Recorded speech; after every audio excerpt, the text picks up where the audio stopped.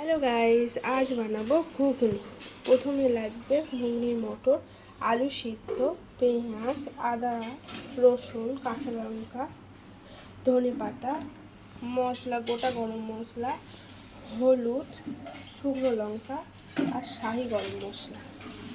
কড়াটা গরম করতে দিয়েছি, তেল দেবো। এখন তেল দেওয়ার পর একটু গরম হোক, তারপরে দেব আলুটা ভেজে নেব।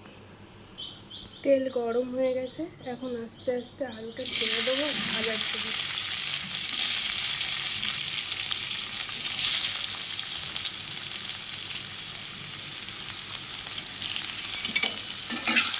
হালকা করে ভেজে নেব।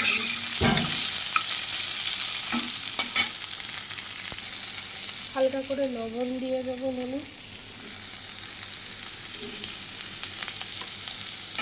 হালকা করে ফ্রাই হয়ে গেলে আমি তুলে নেব। ভাজা ভাজা হয়ে গেছে, আলুটাকে তুলে নিই। আলুটা তুলে নিই, তারপর দেখাচ্ছি। এবার দেবো কড়াইতে আর একটু তেল দেবো।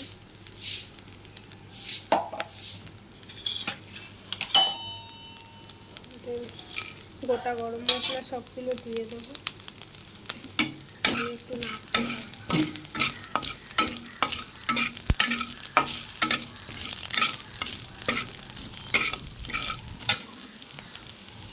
এবার দেবো পেঁয়াজ,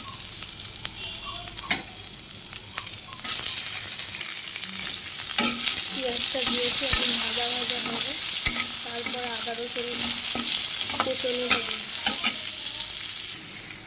হালকা করে লবণ দিতে হবে যাতে পেঁয়াজটা একটু গলে যায়। লবণ দিয়ে দিলাম। একটু ভাজা ভাজা হয়ে গেলে দুটো কাঁচা লঙ্কা দিয়ে দিচ্ছি এখানে।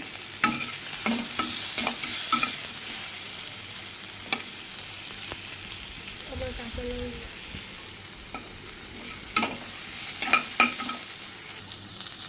একটু গুঁড়ো লঙ্কা দিয়ে দিচ্ছি স্বাদ মতো। এবার দেব আদা কুচি,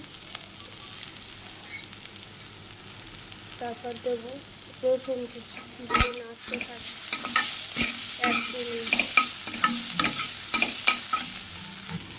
সামান্য একটু জল দেবো যাতে পুড়ে না যায়।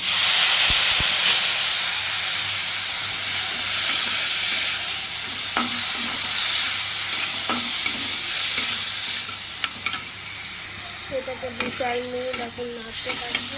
একটু গলে গেলে পেঁয়াজগুলো, তারপরে দেবো ফ্রাই করা আলুগুলো।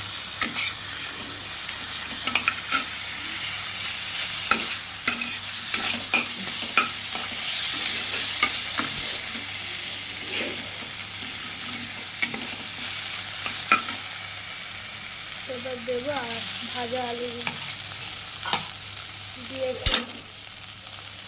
একটু নাড়তে থাকবো 2-4 মিনিট।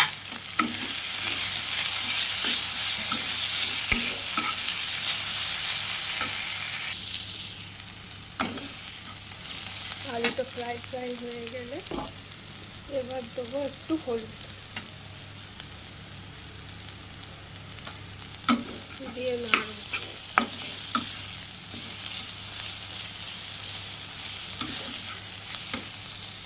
এবার দিয়ে দেবো ঘুগনির মতো সব দিয়ে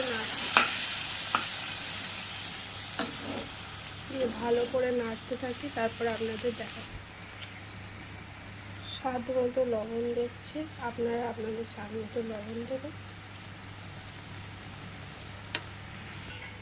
ভালো করে 2-4 মিনিট নেড়ে নিয়েছি,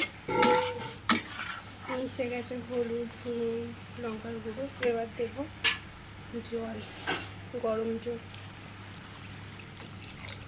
2-4 মিনিট ফোটার জন্য।